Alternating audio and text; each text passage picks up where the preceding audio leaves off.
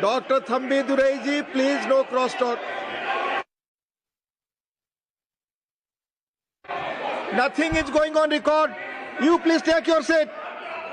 You please take your seat. Dr. Thambi Durai ji, please take your seat. Please take. Both of you, please take your seat. Don't speak like this. Please. Dr. Sudhanshu Trivedi ji, please. आप बोले. माननीय सभापति महोदय, आज इस पुराने वक्त की आखिरी रात में खड़े होकर इस नए वक्त के आगाज की नई सुबह के दिन मैं प्रधानमंत्री श्री नरेंद्र मोदी जी, हमारे अल्पसंख्यक मामलों के मंत्री किरण रिजिजू जी का मैं बहुत इस्तकबाल करता हूं। जब वक्त के ऊपर हम बात कर रहे हैं, वक्त की रुखसती का वक्त आ गया है और नई वक्त की नई सुबह होने का वक्त आ गया है। अगर हमें इस पे बात करनी है तो मुझे चार दृष्टि से बात करनी पड़ेगी। एक, इस बिल के तकनीकी प्रावधान जिस पे बहुत सारे लोग बहुत कुछ बोल चुके हैं। दूसरा है वक्त की अवधारणा। तीसरी है वक्त की राजनीति। और चौथा है वक्त की राजनीति के नाम पर होने वाली वह सांप्रदायिक बनाम सेकुलर की राजनीति। सबसे पहले हमारे नेता सदन माननीय नड्डा जी ने बताया कि किस विस्तार के साथ इस वक्त कमेटी ने काम किया, किस शिद्दत के साथ हमारी सरकार ने काम किया। और चाहे वक्त कमेटी के जेपीसी के चेयरमैन हमारे उस सदन के सदस्य जगदम्बिका पाल जी रहे हो, हमारे मंत्री जी रहे हो, सबने जिस शिद्दत से काम किया है, तो उनके लिए मैं माननीय प्रधानमंत्री जी अपनी सरकार की तरफ से कहना चाहता हूं कि उन्होंने एक इबादत के भाव से काम किया है। तो मैं कहना चाहता हूं, इबादतों की तरह मैं ये काम करता हूं, अपने फर्ज को झुककर सलाम करता हूं।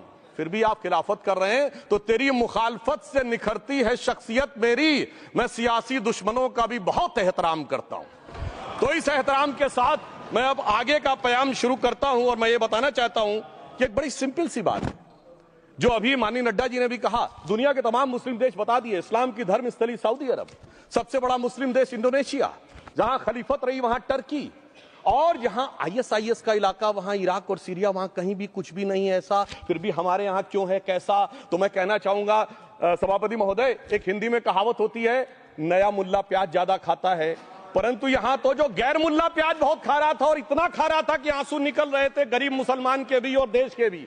इसलिए मैं कहना चाहता हूं सभापति महोदय, अगर छोड़ दीजिए भारत की बात करिए, तो क्या ऐसी कोई शक्ति सिखों के पास है, ईसाइयों के पास है, यहूदियों के पास है, पारसियों के पास है? नहीं है। छोड़ दीजिए, इस्लाम के अंदर आइए। अगर इतना भाईचारा है तो ये सुन्नी वक्फ बोर्ड और शिया वक्फ बोर्ड अलग क्यों है मेरे भाई?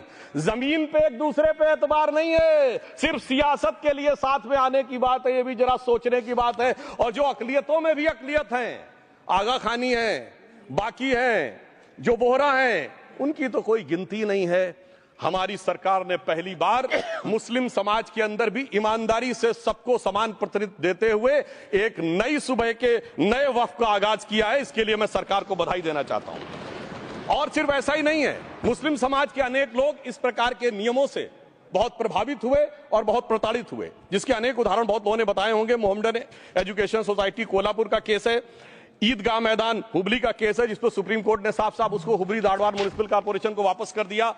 अनीसा अयासा वर्सेस तमिलनाडु वक्फ बोर्ड का केस है, तेलंगाना स्टेट वर्सेस मोहम्मद मुजफ्फर का केस है, हिमाचल प्रदेश वक्फ बोर्ड वर्सेस ख्वाजा खलीलुल्लाह का केस है, और सभापति महोदय ताजमहल पर भी दावा कर दिया गया। अब तो मैं पूछना चाहता हूं, और सुप्रीम कोर्ट ने अपने जजमेंट में कहा कि भाई शाहजहां के जमाने का लिखा फरमान लेके आइए, तब हम मानेंगे कि इस पे कोई दावा है या नहीं।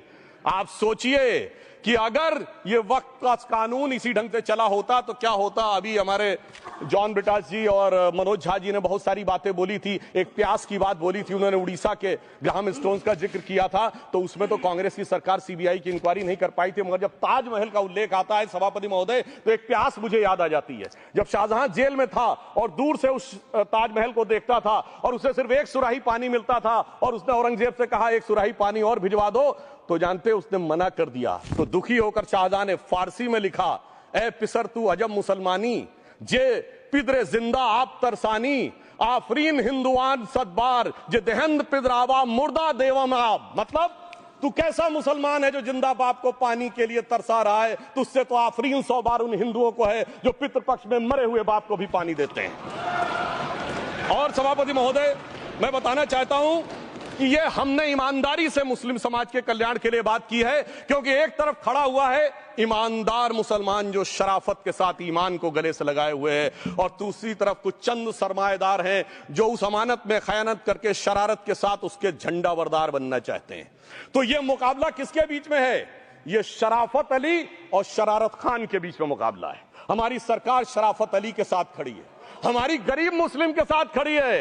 ये गरीबों गुर्बत वाले गुर्बत अली और सरमाएदार वाले गाजी खान के बीच का इलाका है। मगर मैं कहना चाहता हूं महोदय, एक बात मैं बहुत स्पष्ट रूप से कहना चाहूंगा, इन जरूरतमंद मुसलमानों की लड़ाई के लिए मैं कह सकता हूं कि ये गरीब मुसलमानों के दिल की कसक और कट्टरपंथी वोट के ठेकेदारों के मन की ठसक के बीच में हमारी सरकार ने उस कसक का साथ दिया है, जिसके लिए मैं मानता हूं गरीब और पसमानदा मुसलमान निश्चित रूप से उनका आभारी होगा। हां, मगर जब इसकी बात आती तो भी माननीय खड़गे जी भी बोल रहे थे, माननीय संजय सिंह जी भी बोल रहे थे, मनोज झा जी भी बोल रहे थे कि साहब आपके यहां वो कितने पुजारी हैं और कितने किस वर्ग के पुजारी हैं। तो मैं उनको बताना चाहता हूं, केवल अकेले जूना अखाड़े ने पिछले साल 71 SC/ST लोगों को महामंडलेश्वर बनाया। अरे आपको हमारे सदन में बैठे हुए बाल योगी उमेश नाथ जी नहीं दिखते? वैसे तो कहा जाता है जात ना पूछो साधु की, मगर मैं बताना चाहता हूं विश्व हिंदू परिषद के 50,000 से अधिक पुजारी ट्राइबल्स में जो शेड्यूल कास्ट है जो काम कर रहे हैं। मगर मैं हद अदब से पूछना चाहता हूं, बताइए मुल्ला, मौलवी, मुफ्ती, मुकर्रम, बारी, हाफिज में से कितने पसमंदा हैं? उसमें कितने जुलाहा, अंसारी, घोसी, बताइए मिरासी कितने हैं? बाकी छोड़िए, पर्सनल बोर्ड में है क्या? अरे वक्फ बोर्ड में है क्या? इसीलिए मैं कहता हूं खुद मियां फजीहत, दूसरों को नसीहत। अगर ईमानदारी से बात करनी है तो उस पर आगे। मगर मैं एक बात और कहना चाहूंगा कि हमारी जो सरकार ने नाम दिया है, इसको उम्मीद नाम दिया है, और ये उम्मीद है किसके लिए? उस ईमानदार मुसलमान के लिए और देश के हर खास व आम के लिए ये उम्मीद है। मगर सभापति महोदय, कुछ लोग वो हैं जो उम्मा का ख्वाब पाले हुए थे। उम्मा शायद हमारे बहुत से लोग समझते हो ना समझते हो, पूरी एक एंटायर जो इस्लामिक खलीफत और राज होता है उसको उम्मा कहते हैं। उम्मीद वालों को तो उम्मीद की नई रोशनी दिख रही है, उम्मा वालों की उम्मीद पे पानी फिर रहा है। तो ये उम्मीद और उम्मा के बीच का भी मामला है। परंतु मैं ये भी कहना चाहूंगा सभापति महोदय, इसके बाद सिर्फ ऐसा ही नहीं था, प्रॉपर्टीज के ऊपर, तमाम सरकारी प्रॉपर्टीज पे, जिसमें बहुत डिटेल में हमारे साथी लोग गए, मैं डिटेल में नहीं जाना चाहता। भोपाल का विषय है, हैदराबाद का विषय है, मुंबई का है, लखनऊ का है, पटना का है, बहुत प्रकार से है। माननीय लालू प्रसाद यादव जी का विषय जब बताया गया था तो बहुत ज्यादा हमारे मनोज झा जी बोल रहे थे, तो अब मैं उसके डिटेल में नहीं जाना चाहता हूं। सबने वो वीडियो देखा है। बस एक लाइन में उनके लिए कहना चाहूंगा, वो कुछ भी बोल रहे हैं, जिसे कहते हैं बिगड़ी बात बने नहीं, लाख करो किनकोए, रहीमन बिगड़े दूध को मथे न माखन होए। अब जो बोलना था वो बोल चुके, सबके सामने वो आ चुका। अब एक बात और है, दूसरे धर्म स्थलों के बारे में विषय आता है, तो मैं याद दिलाना चाहता हूं, केरला के कैथोलिक चर्च ने 31 मार्च 2025 को जो लिखा, सिर्फ उसकी लास्ट की 2 लाइन बोलना चाहता हूं। We request the central government to get the amendment bill passed as early as possible so that the tears of thousands of suffering people in the place like Munambam can be wiped out only by a legal amendment that can provide a permanent solution to their suffering. We urge all the MPs from opposition party to support the bill so that the historic legislation can become unanimous. मगर सभापति महोदय, ये अल्पसंख्यकों की बात करने वाले जब अल्पसंख्यक की बात आती तराजू पे तोलते हैं, किसका वेट ज्यादा है, किसकी धमक ज्यादा है, किसकी खनक ज्यादा है, फिर तय करते हैं कि माइनॉरिटी के साथ आना है, किस माइनॉरिटी के साथ नहीं आना है। और मैं एक और बात कहना चाहता हूं, तमिलनाडु के तिरुचेरी मंदिर की बात आई, यमुनानगर में गुरुद्वारे की बात आई, केरल में क्रिश्चियन कम्युनिटी की जमीन की बात आई। बहुत सारे लोग प्लेसेस ऑफ वर्शिप के एक्ट की बात करते हैं, तो एज पर places of worship act Tamil Nadu का मंदिर का तो स्टेटस नहीं चेंज हो सकता भाई। 15 अगस्त 47 के बाद किसी प्लेस ऑफ वर्शिप का स्टेटस नहीं चेंज हो सकता, तो वक्फ बोर्ड को क्लेम फॉरफिट कर देना चाहिए, because it is in contrast to the places of worship act. परंतु अब सुनिए, यही गुरुद्वारे के बारे में भी होना चाहिए। मगर सभापति महोदय, चाहे वक्फ बोर्ड का एक्ट हो, चाहे प्लेसेस ऑफ वर्शिप एक्ट हो, एक ही को फायदा होना है, जिसे कहावत में कहते हैं, खरबूजा छुरी पर गिरे या छुरी खरबूजे पे गिरे, आखिर में कटना भगवे रंग के खरबूजे को ही होता है। अब मैं यह भी बताना चाहता हूं कि इन संपत्तियों के द्वारा जो कुछ हुआ, उन्होंने इतनी चीजों को लिया है, इतनी चीजों को लिया है। एक पुराना उर्दू का शेर है कि मिटे नामियों के निशान कैसे कैसे, और ये जमीन खा गई आसमां कैसे कैसे। इस जमीन ने कैसे कैसे लोगों को अपने में समा लिया, इसकी तमाम तारीख गवाह है। अगर मैं इसमें बहुत डिटेल में जाऊंगा तो सदन का बहुत सारा वक्त जाएगा, परंतु मैं एक बात यह कहना चाहता हूं कि जब इतना ज्यादा आगे बढ़ गया तो फिर कोर्ट ने आगे इंटरवेंशन करना शुरू किया। मैं डिटेल में नहीं जाना चाहता हूं। अभी कार्तिकेय शर्मा जी ने बहुतों ने बोला सैयद फैसल का case versus union of government, Allahabad high court के केस को कहा, मगर Bashir versus state of West Bengal case में उन्होंने बहुत क्लियर कट कहा है कि waqf is not a religious denomination in accordance with Article 26 of the Constitution, so the matter relating to the restricting the economic, financial, political and other sectoral activities that may be associated with religious practice under Article 25(2)(a) of the Constitution can be regulated by the state. तो मुझे लगता है अब इसके बाद कोई किंतु परंतु का स्कोप नहीं रह जाना चाहिए। परंतु उसके बाद भी सभापति महोदय जो कानून को न माने, जो कहे संविधान को नहीं मानेंगे और जो ये कहे कि साहब अदालत के आदेश को भी नहीं मानेंगे, तो फिर इसका मतलब उसके मन में तो एक ऐसी बादशाही आ गई है। इसके लिए मुझे सभापति महोदय वो पुरानी वाली फिल्म अगर लोगों को याद हो तो मुगले आजम का वो सीन याद आता है कि जब अकबर ने अनारकली को कैद कर लिया तो सलीम कहता है जब्त मैं करूं जिसकी की जमीन वीरान हो गई है, जब्त वो न करे जिनके सिर्फ शौ के बाद चाहत को ठेस पहुंची है। ये जिल्ले इलाही की बादशाही नहीं बल्कि खुदाई है। मैं कहना चाहता हूं जो संविधान को न माने, कानून का न माने, इसका मतलब वो अपनी खुदाई में जी रहा है। तो ये वो लोग हैं। और वैसे मैं सभापति महोदय खुदाई से आजकल बहुत से लोगों को डर लगता है, क्योंकि जहां जहां खुदा है वहां वहां भगवान है, जहां जहां खुदा है वहां वहां भगवान है। बाकी आप सब बहुत बुद्धिमान हैं। अब मैं ये भी बात कहना चाहता हूं, और वैसे आखिर में उस अनारकली को कैद से छुड़ाने के लिए सलीम का एक हिंदू साथी दुर्जन सिंह ही आया था। मैं कह सकता हूं कि वक्फ की इस मुकद्दस जमीन को अगर कैद करके रखा है तो उन चंद लोगों ने जिनके दिमाग आज भी उन चीजों में भरे हुए हैं कि कोई समझता हम तो किसी जमाने में हुक्मराने वक्त थे, कोई कहता हुजूर नवाब थे, कोई कहता बादशाह आलमगीर थे, कोई कहता है बादशाह गाजी जिंदा पीर थे। तो नदीमुल हक साहब ने जो बोला था ना, किसी के बाप का हिंदुस्तान थोड़ी है, बिल्कुल मैं कहना चाहता हूं जिन्होंने इस देश के लिए खून बहाया उनके बाप का हिंदुस्तान है, उस गरीब मुस्लिम कारीगर के बाप का हिंदुस्तान है। पर जो ये कहते हैं कि आगरे का लाल किला किसके बाप ने बनवाया, आगरे का किला किसके बाप ने बनवाया, दिल्ली का किला किसके बाप ने बनवाया, हैदराबाद का चार मीनार किसके बाप ने बनवाया, उसके बाप का यह हिंदुस्तान नहीं है। और उसके बाद भी जो आप करना चाहते हैं, अगर इस रास्ते में आप कांटे बिछाना चाहते हैं, तो उनके लिए एक लाइन कहना चाहता हूं सभापति महोदय, तेरी तमन्ना है पर हम खार न बोने देंगे, खार कांटों को कहते हैं, तेरी तमन्ना है पर हम खार न बोने देंगे, तुझे हम राह की दीवार न होने देंगे, तू सबको रौंद कर आगे जो निकलना चाहे हम तेरी इतनी भी रफ्तार न होने देंगे। और इसीलिए हमारी सरकार ने इस विषय के ऊपर एक सही और सटीक प्रयोग करने का प्रयास किया है। मैं दूसरी बात यह भी बताना चाहता हूं, हमारे डीएमके के तिरुचि शिवाजी ने अनायास अकारण यह बात बोली थी कि उस समय जब जिन्ना का उल्लेख करते हुए उन्होंने कहा कि पार्टीशन के समय, तो मैं उनके सुलभ संज्ञान के लिए बता देता हूं, 1946 की कॉन्स्टिट्यूएंट असेंबली में मद्रास प्रेसिडेंसी में 30 आउट ऑफ 30 सीट जो थी वो मुस्लिम लीग ने जीती थी विद 95% ऑफ वोट्स, और एक भी मुस्लिम वहां के बाद बाहर नहीं गया। इसलिए मैं ईमानदारी से कहना चाहता हूं, फैक्ट को समझिए। और जो मद्रास प्रेसिडेंसी के मुस्लिम लीग के अध्यक्ष थे और पीजे पोकर साहब बहादुर और मोहम्मद इस्माइल, वही बाद में इंडियन यूनियन मुस्लिम लीग के अध्यक्ष बने, और उन्होंने 28 अगस्त 1947 को सेपरेट इलेक्टोरेट मांगे, जो कोई जाके कॉन्स्टिट्यूएंट असेंबली की डिबेट में पार्लियामेंट किया। आप वेबसाइट पे पेज नंबर 270 पे जाके पढ़ लीजिएगा। सरदार पटेल ने बड़े गुस्से में इस बात को कहा, अब जो हो गया सो हो गया, एक रात में दिल नहीं बदल गया, मगर अब देश के लिए कैसे आगे बढ़ना है उसके लिए ईमानदारी से आगे आओ। और खैर मैं अंबेडकर जी और पटेल जी के बहुत सारे वो कोट कर सकता हूं, सारी बातों को छोड़िए, मगर अफसोस की बात यह है सर कि अभी मनोज झा जी ने बोला था हम में से कोई शक है, कोई हूण है और ये करिए। अरे भैया जमाने चले गए, अब जेनेटिक सीक्वेंसिंग का जमाना आ गया है। और जेनेटिक सीक्वेंसिंग ने क्या प्रूव किया है, दुनिया के सबसे बड़े मुस्लिम देश इंडोनेशिया के राष्ट्रपति आए थे और राष्ट्रपति भवन में उन्होंने डिनर के दौरान कहा कि few weeks back I got my genetic sequencing done and I was told that I am an Indian GDN. अरे साहब कहां गुलामी की मानसिकता में पड़े हुए हैं सभापति महोदय।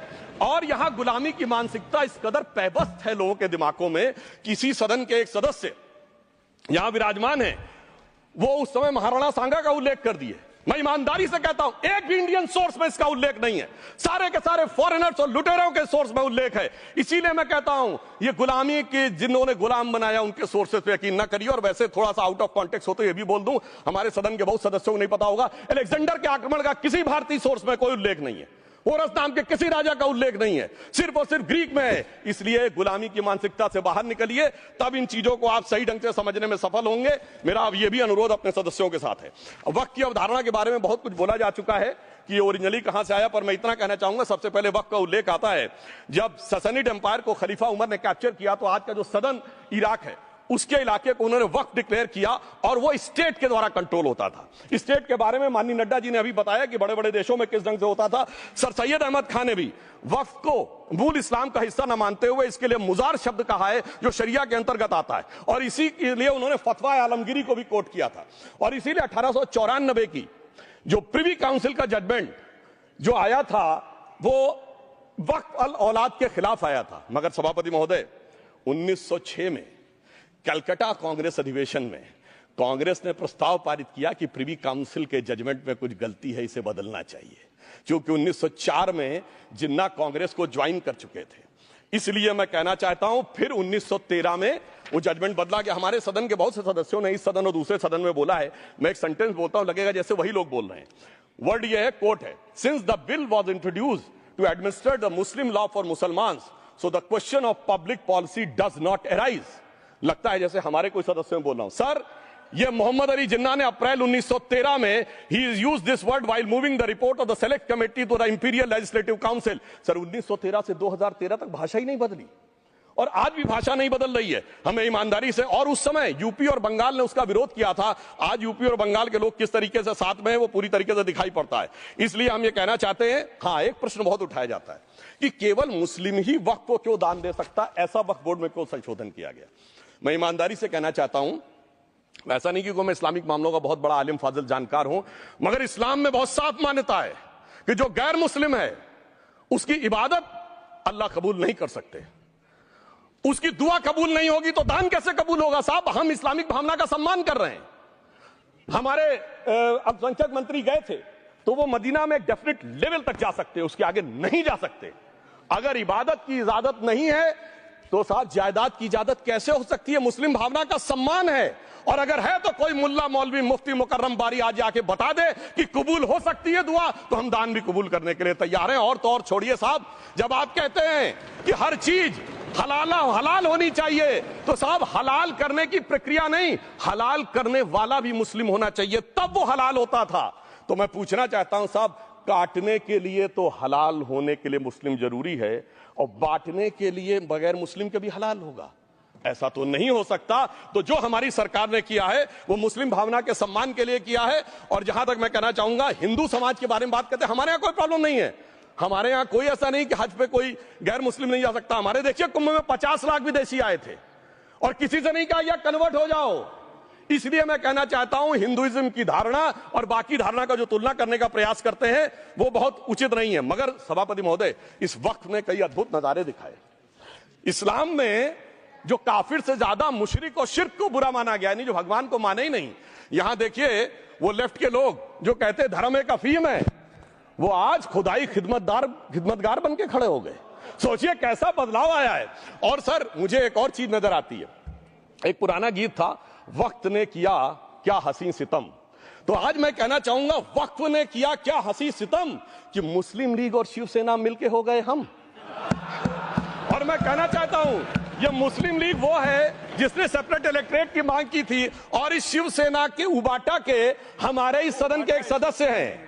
और सर, हमारे साथ मुरली जी बैठे हैं, मुरली देवड़ा जी ने मुझे याद दिलाया, उन्होंने मिलिंद देवड़ा जी ने याद दिलाया, उन्होंने कहा एक जमाने में उन्होंने कहा था मुस्लिमों की नागरिकता छीन लेनी चाहिए। इसीलिए मैं कह रहा हूं, वक्त ने किया क्या हसी सितम, ये दोनों मिलके हो गए हम। और सर, मैं इसके बाद एक टेक्निकल बात करना चाहता हूं। जब इन्होंने टाइम ड्यूरेशन हटा दिया था और बैक में पीछे जा सकते थे, तो मैं पूछना चाहता हूं सर कि जब ब्रिटिश हुकूमत आई तो उसने तो मुगलों सारी हुकूमत ले ली थी, तो उनका मालिकाना हक कैसे हुआ। सर, 1707 के बाद तो इस्लामी हुकूमत दिल्ली से खत्म हो गई थी। एक आखिरी मुगल बादशाह शाह आलम के लिए तो बोला जाता था सल्तनते शाह आलम दे लाल किले ते पालम, यानी आज का IGI एयरपोर्ट। तो साहब उसके बाद ये गुजरात के सूरत से लेकर लखनऊ तक उनका मालिकाना हक निकलने कहां से लगा। अरे भाई, जब दिल्ली को कैप्चर किया था अंग्रेजों ने तो सारी जमीन अंग्रेजों की थी। तो जब मैं अपने कांग्रेस के मित्रों से पूछना चाहता हूं, ये जब गवर्नमेंट ऑफ इंडिया एक्ट में पावर डीड ट्रांसफर की थी तो पढ़े नहीं थे क्या या खोखले कागज पर साइन कर लिए थे, या कागज सही था, आप खोखला करने की बात है? मैं पूछना चाहता हूं, जब 250 साल तक वो हुकूमत ही नहीं रही तो उस हुकूमत के फरमान की लेजिटिमेसी कैसे हो सकती है? ये मैं कानूनविदों के लिए भी एक फूड फॉर थॉट रखने की बात करता हूं। और दूसरी बात मैं कहना चाहता हूं, ये किन हुकूमतों की बात कर रहे हैं सभापति महोदय? अगर सूरत नगर निगम पे दावा है मुगल के जमाने का और तमिलनाडु के मंदिर पर अरकाट के नवाब का, सभापति महोदय, ये वो हुकूमतें थी जो जजिया लगाती थी, ये वो हुकूमतें थी जो जिम्मी का कॉन्सेप्ट रखती थी, ये वो हुकूमतें थी जो गाजी की बात करती थी। क्या भारत के संविधान में उन हुकूमतों के फरमान को सही मान्यता देना सही है? बिल्कुल गलत है। मैं कहता हूं, बाबा साहब अंबेडकर के संविधान में यदि आप ऐसी हुकूमतों के फरमान को रखने की कोशिश करते हैं तो this is fraud on constitution. और हमारी सरकार ने अगर बैकडेट से वो बंद किया है तो उस फ्रॉड को रोकने की पूरी व्यवस्था की है। और यहां पर मैं ये भी कहना चाहता हूं सभापति महोदय, जमींदारी उन्मूलन 1948 में हो गया, मगर ये बाद में जमींदार कैसे क्रिएट हो गए? हमने बचपन में विनोबा भावे, हम लोगों के जन्म से बहुत पहले की बात है, विनोबा भावे जी के भूदान आंदोलन की बात सुनी थी, जिसमें जमींदारों से पैसा लेके, जमीन लेके गरीबों को दी जाती थी। पर सभापति महोदय, कभी आपने सुना कि गरीबों की जमीन जमींदारों को मिल जाए? वो 2013 के बोर्ड ने वो व्यवस्था कर रखी थी। यानी वो भूदान आंदोलन था गांधी जी के शिष्य विनोबा जी का, तो आज के गांधियों के नेतृत्व में भू हड़प आंदोलन शुरू हो गया। अगर वो भूदान आंदोलन था तो ये भू हड़प आंदोलन था। इसलिए मैं एक और बात भी कहना चाहूंगा सभापति महोदय कि जिन हुकूमतों के फरमान की बात की जाती है, एक और फैक्ट है, इसको कोई अन्यथा न ले, जितने मुस्लिम बादशाह अलाउद्दीन खिलजी के बाद उन्होंने बगदाद की खलीफा का खुतबा पढ़ा है। That is a foreign rule, it's on record. कैसे उसको भारत सरकार मान्यता दे सकती है? इसलिए मैं कहना चाहता हूं, जरा सा गौर से देखेंगे तो हकीकत आपके सामने आ जाएगी। और क्या कभी किसी ने कल्पना की, किसी क्रिश्चियन ने तो नहीं कहा कि इंडिया गेट हमारा है, गेटवे ऑफ इंडिया हमारा है, और चर्च नहीं सही फिर भी चर्च गेट हमारा है? तो फिर यह केवल किसी एक के दिमाग में क्यों आती है? हमने जो इवैक्यू एक्ट के तहत दे दिया था पाकिस्तान के गए लोगों को, क्या हमारे जो सिख और हिंदू भाई आए थे उनकी जमीनें मिली? अरे महाराजा रणजीत सिंह की राजधानी लाहौर थी और काबुल तक था राज, तो क्या उन्होंने जमीनें नहीं दान दी होगी गुरुद्वारे और मंदिरों को? वो मिली। अरे वो तो छोड़िए, ननकाना साहब और करतारपुर साहब तक नहीं मिला था। इससे दिखाई पड़ता है कि कितनी एक तरफा हम लोगों ने कोई निगोशिएट ही नहीं किया और उसे करने की बात कही थी। इसलिए मैं कह सकता हूं सर कि अब हमारी सरकार ने जो संशोधन किए हैं, अब यह मजहबी हुकूमत के फरमान से नहीं, बाबा साहब अंबेडकर के संविधान से चलने वाला है। अब मैं अंत में उस विषय के ऊपर आता हूं जिसे सांप्रदायिक राजनीति बनाम सेकुलर राजनीति इसके ऊपर कहा जाता है। सभापति महोदय, मैं बताना चाहता हूं कि जब आजादी मिली उसके बाद क्या किसी ने डिमांड किया था कि हमें वक्फ बोर्ड चाहिए? नहीं किया था। फिर क्यों 54 में दिया गया? किसी मुस्लिम ने डिमांड किया क्या कि मदरसे चाहिए? फिर क्यों दिया गया? मुस्लिम समाज तो राष्ट्र की मुख्य धारा में आने को तैयार था, इसीलिए यूसुफ खान, दिलीप कुमार के नाम से आने में उन्हें कोई प्रॉब्लम नहीं थी। महजबीन बानो को मीना कुमारी के रूप में आने में प्रॉब्लम नहीं थी। मुमताज बेगम को मधुबाला बन के आने में प्रॉब्लम नहीं थी। हामिद अली को अजीत के रूप में आने प्रॉब्लम नहीं थी। मगर, और मैं यह भी बताना चाहता हूं, मुस्लिम समाज में बहुत बड़ा तबका उस समय इस बात को सोच रहा था, और अभी कपिल सिब्बल साहब बोले, ये उस चीज के वकील नहीं, इन्हें पता होना चाहिए, पता होगा कि सुन्नी सेंट्रल वक्फ बोर्ड राम मंदिर में 1961 में मुद्दई बना है, 12 साल के बाद। क्योंकि के मोहम्मद ने लिखा है कि एक बहुत बड़ा तबका था जो ये मानता था कि हमें इस चक्कर में नहीं पड़ना चाहिए। मगर अफसोस कि वही लेफ्टिस्टों, सेकुलरिस्टों ने उनको समझाकर इस मुकाम तक लाकर खड़ा कर लिया। अब यहां मैं एक और बात कहना चाहूं, खैर छोड़िए उन सरकारों ने बाद में क्या दिया, मगर उसके बाद सुनिए, इंदिरा जी के जमाने में मुस्लिम पर्सनल लॉ बोर्ड आया, तो राजीव जी के जमाने में शाहबानो केस आया, तो नरसिम्हा राव के जमाने में 95 का एक्ट आया, तो मनमोहन सिंह जी के जमाने में 2013 का एक्ट आया, मगर इलाज नहीं निकला। तो इसे एक शेर में कहूंगा कि मरीजे सेकुलर इश्क पर लानत खुदा की, मर्ज बढ़ता गया जो तौबा की। अब मैं सभापति महोदय एक और बात कहना चाहता हूं, शुरू के 20-25 साल में मुस्लिम समाज के बारे में मैं कहना चाहता हूं। आज जब आजादी मिली तो मुस्लिम समाज के प्रतीक कौन थे? उस्ताद बिस्मिल्लाह खां, उस्ताद फरीदुद्दीन डागर, उस्ताद बड़े गुलाम अली, उस्ताद जाकिर हुसैन, जिनकी अभी कुछ दिन पहले डेथ हुई, बड़े बड़े नगमा निगार, हसरत जयपुरी, मजरूर सुल्तानपुरी, साहिर लुधियानवी, कैफी आजमी, जोश मलियाबादी, जिगर मुरादाबादी। अब सर क्या हो गया? तब मुस्लिम समाज इन अदब के शाहकारों के साथ जोड़ा जाता था। आज मुस्लिम समाज का नेतृत्व किन लोगों के साथ जोड़ता है? इशरत जहां, याकूब मेनन, मुख्तार अंसारी, अतीक अहमद, दाऊद इब्राहिम, कौन जोड़ रहा है ये? तब से सर जब से ये सेकुलर हो गया देश 1976 से और सेकुलर सियासत शुरू हुई, उसने ले जाकर इनको इस मुकाम तक पहुंचाया। और इस वक्फ बोर्ड के बिल में भी जो बात कही जा रही है, सर, मुस्लिम समाज को यह समझाया गया कि तुम्हें बीजेपी वालों को तुमसे बड़ी अदावत है, और कहा गया इनको बड़ी मोहब्बत है। जब यह देश आजाद हुआ, मैं उत्तर प्रदेश का रहने वाला हूं, उत्तर प्रदेश में 1931 की संसद में 8% रेट ऑफ डेथ थी और सैयद मुसलमानों में 24% थी। यूपी की ब्यूरोक्रेसी में 20% थे। आज कहां चले गए सब? मैं एक लाइन में कहना चाहूंगा, ये अदावत और मोहब्बत की सियासत में ऐसे फंसे कि किसी को किसी की मोहब्बत ने मारा, किसी को किसी की अदावत ने मारा, मगर इस शराफत अली को सेकुलर सियासत ने मारा। और मैं सभापति महोदय एक और बात कहना चाहता हूं कि चलिए बोलिए। Fauzia Khan, please one second, mike is there. Yes, ये बोल रहे हैं मुस्लिम समाज आज का इशरत जहां और फलाना टेररिस्ट के साथ नाम जोड़ रहे हैं। ये बिल्कुल आरोप है सर, इसको एक्सपंज करना चाहिए।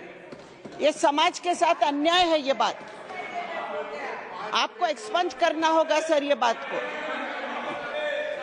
एक honourable member, if you would carefully go through what Sudhanshu has said, I am sure you will appreciate his spirit.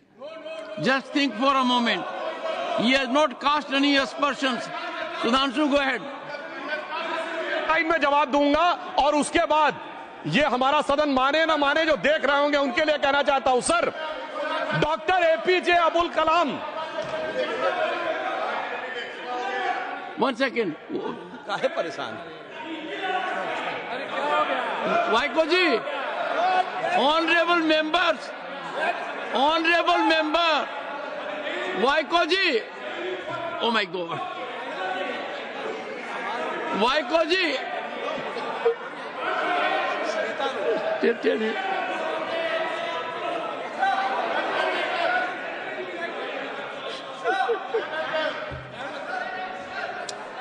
Honourable SM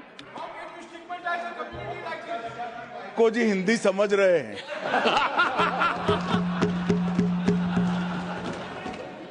One second. Fauziya Khan, one second. First, I think.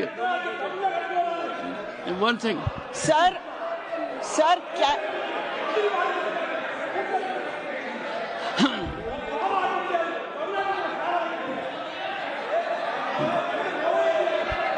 Sir, community cannot be stigmatized. Yes. An entire community cannot be branded like this. Fauziya Khan ji, I'll come to you. I'll give you the opportunity. Honorable Finance Minister. But one line is said. One line. No, one nimisham irungappa, please.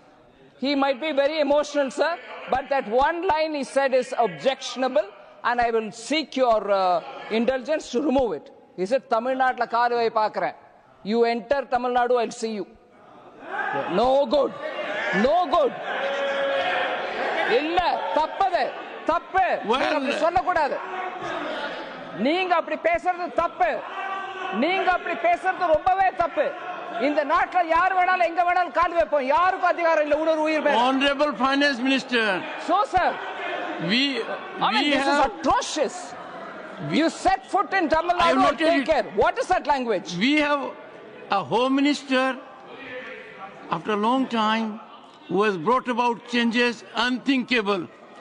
What he said, you can be fully assured. Yes, Honorable Home Minister. Yes, Jairam ji. Minister, please. If the Honorable Finance Minister has found a statement objectionable, Jairam ji, the statement of the Honorable Member stigmatizing a whole community is objectionable. Oh. And what is worse is the chairman lending respectability to that view. Oh my. That is even worse. Honorable that is even worse. मान्यवर, सुधांशु जी ने मुसलमानों के लिए कुछ नहीं किया है, India alliance के लिए किया है। अब मैं एक एक कर बता देता हूं। अरे सुनो ना भाई, आप सुनो तो। अरे दिग्विजय सिंह सुनिए, मैं खड़ा हूं ना अपने पैर पर। मान्यवर सुधांशु जी ने कहा इशरत जहां, यही एनसीपी पार्टी ने इशरत जहां के घर पर जाकर रुपयों का इनाम भी दिया था और उसको शहीद बताया था। दूसरा कहा अतीक अहमद किस पार्टी से थे? इंडिया अलायंस की। दूसरा कहा अंसारी किस पार्टी से?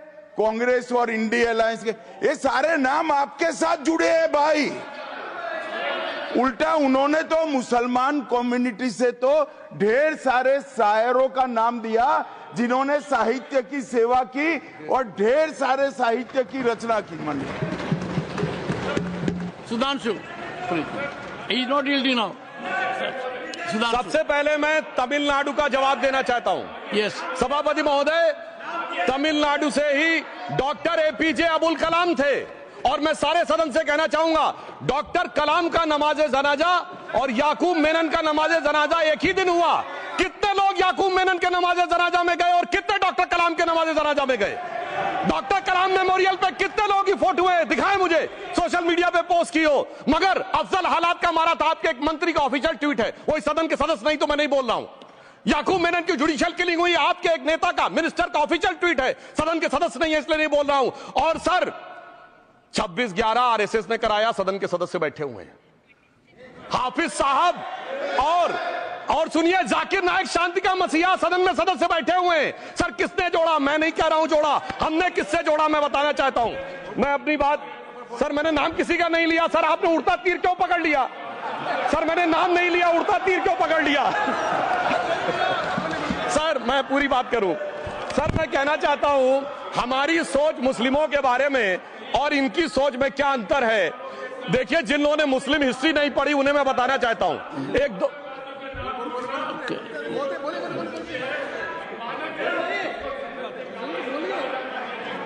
सभापति महोदय, मैं थोड़ा उन लोगों को इस्लामिक हिस्ट्री के बारे में बताना चाहता हूं। Honourable Digvijaya Singh, please, I'll give a chance. I'll give.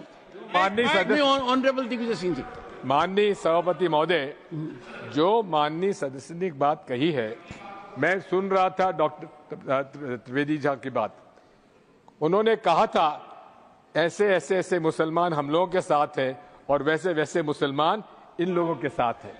बात यह है कि आपने जिस तरह से इस पूरी बात कही है ये घोर आपत्तिजनक है, अपमानित करती है और जो माननीय सदस्य ने भी मेरे बारे में भी कहा है मैं उनकी निंदा करता हूं।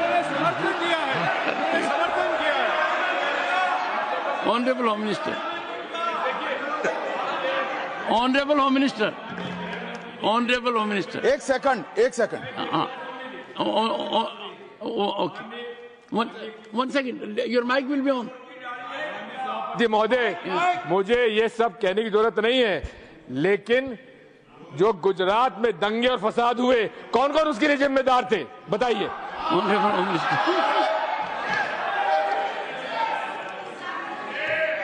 मान्यवर, मैं ध्यान से बारीकी से पूरे संवाद को सुन रहा हूं। माननीय सदस्य सुधांशु जी ने दिग्विजय सिंह का नाम नहीं दिया। अब वो खड़े होकर कहे मेरे बारे में कहा, इससे साबित हो गया। और अभी भी मौका है, आपने नहीं कहा है कि 26/11 के हमले में आरएसएस का हाथ था, तो अभी खड़े होकर माइक चालू कराकर बुलवा दीजिए माननीय। और आपत्तिजनक बात है, मैंने ये बात कभी नहीं कही है, ये आप लोगों का प्रचार है। मेरी आपत्ति इस बात की थी कि सभी माननीय सदस्य ने और बात कही है कि अब हमारे तरफ ऐसे मुसलमान थे और वैसे मुसलमान हम लोगों की तरफ थे। ये पूरे समाज के साथ, पूरे अल्पसंख्यक समाज के साथ अपमानजनक बात है। और माननीय सभापति महोदय, आप बताइए, माननीय गृह मंत्री जी, आप वहां पर थे, गृह मंत्री थे जब दंगे हुए थे, तो आप लोगों का क्या रोल था ये जन जाहिर होम मिनिस्टर। इनको मेरा हुआ ऐसा है कि मैं ही दिखाई पड़ता हूं। आपकी सुनिए, अब सुनिए ना दिग्विजय सिंह, सुनिए। एक मिनट सुनिए। दंगे शांत होने के बाद 18 महीने के बाद मैं गृह मंत्री बना। दंगा हुआ तब मैं गृह मंत्री नहीं था। सुधांशु त्रिवेदी। संदर्भ में किसी का नाम नहीं लिया। अजीज बर्नी की किताब थी 2611 एंड आरएसएस कॉन्स्पिरेसी, कोई जाके चेक कर ले उसमें कौन कौन कहां कहां था। अब मैं मुसलमानों के बारे में कहना चाहता हूं, मुस्लिम समाज के लिए। बहुत से लोग ऐसे हैं जिनको मुस्लिम समाज की हिस्ट्री नहीं पता है। मैं बताना चाहता हूं, भारत से जब न्यूमेरिक सिस्टम सबसे पहले गया तो अल जहर थे सबसे पहले, जिन्होंने जाके 1793 में जो सूर्य सिद्धांत था उसका अरबी में ट्रांसलेशन हुआ सिंध हिंद। और हम बता रहे हैं हम किस तरह के मुस्लिम को साथ रखते हैं। डॉक्टर कलाम से बड़ा आलिम इस्लाम में साइंसदान नहीं हुआ, और आरिफ मोहम्मद खान साहब जो बिहार के गवर्नर हैं उनसे बड़ा आलिम फाजिल मुसलमान आज सियासी जमात में तो नहीं होगा, ये मैं दावे के साथ कह सकता हूं। मगर मैं बताना चाहता हूं सर, उसके बाद उन्होंने एक किताब लिखी, एक सर 10th सेंचुरी के मुस्लिम राइटर थे जिन्होंने किताब लिखी, उसका नाम था the compendious book of balancing and completion according to Hindu calculation, जिसको शॉर्ट में अल जब्र कहा गया, और वहां से अलजबरा निकला। और सर उसके बाद अल ख्वारिज्म आया। और सर आज मेरे ख्याल से सदन के बहुत से लोगों को नहीं पता होगा, ये जो एल्गोरिथम वर्ड है ये अल ख्वारिज्म से आया हुआ है। एक जमाने में इस्लाम में बैतुल हिकमत था, यानी वो सबसे बड़ा हिकमत का केंद्र था। जब एक से एक लोग होते थे, बहुतों को नहीं पता होगा कि कोलंबस ने जिस नक्शे के थ्रू दुनिया ट्रेवल किया था वो बनाने वाला भी एक मुस्लिम था, अल इदरीसी। मगर सर एल्गोरिथम आज ऐसा बदला कि एआई के एज में दलगत भावना से ऊपर उठकर औरंगजेब के साथ खड़े हो गए। सर ये एल्गोरिथम किसने बदल दिया, ये मैं बताना चाहता हूं। इस पे थोड़ा सोचने की जरूरत है। इसलिए मैं कहता हूं मुस्लिम पॉलिटिक्स की सोच क्या थी, हमने किन मुसलमानों का साथ दिया है, मैं बताना चाहता हूं सर। वीर अब्दुल हमीद की शहादत की 50वीं वर्षगांठ 2015 में हुई। प्रधानमंत्री मोदी जी ने उनके पूरे परिवार को और उनकी पत्नी को बुला के सम्मानित किया, और इन लोगों ने उस यासीन मलिक को, जिसके ऊपर 3 एयरफोर्स के ऑफिसर्स को हत्या करने का आरोप था, वो प्रधानमंत्री आवास में। सर साफ दिखाई पड़ता है कौन किसके साथ खड़ा हुआ है, कौन किस तरह के मुसलमान के साथ खड़ा हुआ है। और सर मैं ये भी कहना चाहता हूं सर, ये सर अपने टर्न पे बोलिए सर, पिछले 30-35 सालों से हुआ खड़ा किया जा रहा है। 1990 में जब राम मंदिर आंदोलन हुआ, कहा गया बीजेपी आएगी उत्तर प्रदेश में खा जाएगी। सर बीजेपी आने के बाद उत्तर प्रदेश में जानते क्या हुआ सर, 22 साल से शिया सुन्नी के बीच में जो दंगे चलते थे और मदे साबा का जुलूस नहीं निकलता था, शिया समुदाय का मदे साबा का जुलूस लखनऊ में हमारी सरकार में निकलना शुरू हुआ। और उसके बाद कहा गया केंद्र में भाजपा आएगी तो खा जाएगी। सर अटल जी की सरकार आई, इतनी शानदार स्थिति रही। उसके बाद कहा गया गुजरात में आएगी तो भाजपा खा जाएगी। सर गुजरात का मुसलमान आज सबसे समृद्ध मुसलमान है, सबसे ज्यादा जकात वहां से आता है। उसके बाद कहा गया मोदी जी की सरकार आएगी तो क्या होगा। सर मोदी जी की सरकार आने के बाद हमारे साथियों ने बताया है अल्पसंख्यक समुदाय के 70% लोग हैं जिनको किसी न किसी एक योजना का लाभ जरूर मिला है। और सर फिर कहा गया सीए आएगा तो नागरिकता छिन जाएगी। सर उसके बाद भी आपने सब देखा, और सर हम बचपन में सुनते थे कि राम मंदिर बनने लगेगा तो मिडिल ईस्ट के देश पेट्रोल देना बंद कर देंगे। सर राम मंदिर भी बन रहा है, और भारत मिडिल ईस्ट कॉरिडोर भी बन रहा है, और अबू धाबी में भी मंदिर बन रहा है, और 4 मुस्लिम देशों ने सर्वोच्च नागरिक सम्मान मोदी जी को दिया हुआ है। इसलिए मैं कहना चाहता हूं सर, मर्ज हो तो उसका इलाज किया जा सकता है। जैसे हमारे यहां वैद धन्वंतर माने गए हैं, इस्लामी अकीदे में वैद हकीम लुकमान माने गए, तो कहा गया है उनके लिए कि इसमें क्या रखा है, देखे है जो तू आन के पास, बददुमा वहम की दारू नहीं लुकमान के पास। यानी मर्ज का इलाज है, पर वहम का इलाज तो हकीम लुकमान भी नहीं कर सकते जो आपने पाल कर रखा है। मैं कहना चाहता हूं हम किन मुसलमानों की बात करते हैं। आप गंगा जमुनी तहजीब की बात करते हैं। सर दारा शिकोह औरंगजेब का बड़ा भाई था, उसने उपनिषदों का अध्ययन किया, संस्कृत में अनुवाद कराया और नाम रखा सिर्रा अकबर, यानी वर्ड्स ऑफ गॉड। मैंने किसी को दारा शिकोह की जयंती मनाते हुए नहीं देखा। मैं पूछना चाहता हूं बेगम बीबी ताज, उनके घर पे जाते किसी ने सुना? सर ये बताइए, आलम शेख इतने बड़े कृष्ण भक्त के कवि, किसी ने सुना उनके घर पे जाते हुए? मलिक मोहम्मद जायसी जिन्होंने पद्मावत लिखा, उत्तर प्रदेश के रहने वाले, उनके घर पे कोई गया? ये बताइए ब्रिगेडियर मोहम्मद उस्मान के घर पे कौन गया? आजमगढ़ में, गाजीपुर के रहने वाले थे, आज तक जाने वालों में नहीं दिखे। और मैं सर बताना चाहता हूं एक और बात, सर एक सैयद इब्राहिम रसखान हुए हैं, बहुत बड़े कृष्ण भक्ति के कवि। सर जिन्होंने क्या लिखा, उन्होंने कहा मेरा अगला जन्म हो तो भी मैं कृष्ण भक्ति बनना चाहूंगा, मनुष्य बनूं तो ग्वाल बाले के रूप में, और पशु बनूं तो गाय के रूप में। उन्होंने कहा मानुष हो तो वही रसखान, बसों ब्रज गोकुल गांव के ग्वारन, जो पशु हो तो कहा बस मेरो चरो नित नंद की धेनु मजारन। सर उन्होंने कहा गायों के बीच में नंद बाबा की गायों में जन्म लेना चाहूंगा, मगर सर आज एक ऐसे नेता आए हैं इस देश में जिनको गायों से बदबू आने लगी है, तो उनके लिए मुझे मेरे मन में भाव आता है सर कि श्री रामचंद्र कह गए सिया से ऐसा कलयुग आएगा, गोपालक श्री यदुवर कुल में एक ऐसा नेता आएगा जिसे बकरे कटने में खुशबू मिलेगी, गौ माता में बदबू पाएगा। रामचंद्र कह गए सिया से कैसा कलयुग आएगा। अब सर मैं एक और बात भी कहना चाहता हूं, हम किनको मानते हैं सर? नजीर अकबराबादी को सुनिए, कृष्ण भक्त के लिए क्या कहा। सर मैं एक बोलना चाहता हूं, बुल्ले शाह ने क्या कहा? बुल्ले शाह ने कहा, अभी होली गुजरी है, उसने कहा था आज होली खेलूंगी मैं, कर बिस्मिल्लाह।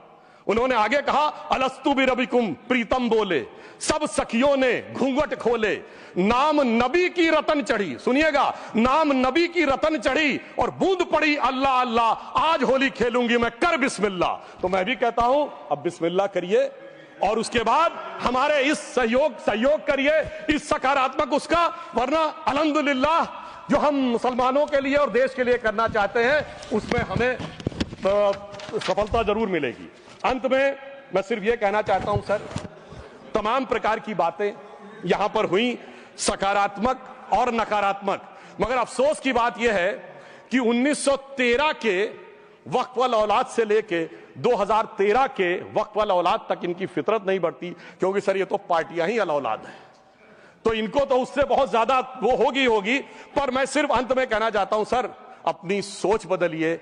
आप जिस कश्ती पे सवार होकर इस दरिया को पार करने की कोशिश कर रहे हैं, पिछले 75 साल में नहीं कर पा रहे हैं, 10-12 साल में बहुत हिचकोले खा रहे हैं, तो कश्ती और रास्ता बदलिए। तो इनके लिए अंत में एक पंक्ति कहते हुए बात समाप्त करना चाहूंगा कि इन्होंने कश्ती भी नहीं बदली, दरिया भी नहीं बदला, पर इन डूबने वालों का जज्बा भी नहीं बदला, पर है शौक के सफर ऐसा, एक उम्र हुई हमने, मंजिल भी नहीं पाई, रास्ता भी नहीं बदला। अब अगर नई मंजिल पानी है, नई मंजिल की नई सुबह देखनी है, तो मैं कहना चाहता हूं आइए सबको साथ लेकर चलिए। और एक ऐसा वक्त आया है जब मैं जो हमारे किरण रिजिजू जी ने कहा था कि मैंने शम्मा जलाई हवाओं के खिलाफ, तो मैं प्रधानमंत्री मोदी जी की तरफ से कहता हूं कि हमें इल्जाम मत दीजिए, बहुत अफसोस होता है, हमें इल्जाम मत दीजिए, बहुत अफसोस होता है। बड़ी तरकीब से कश्ती यहां तक लेके आए हैं और बदल देते हैं हम दरिया की लहरें अपनी हिम्मत से, आंधियों में भी अक्सर चिराग हमने जलाए हैं। धन्यवाद।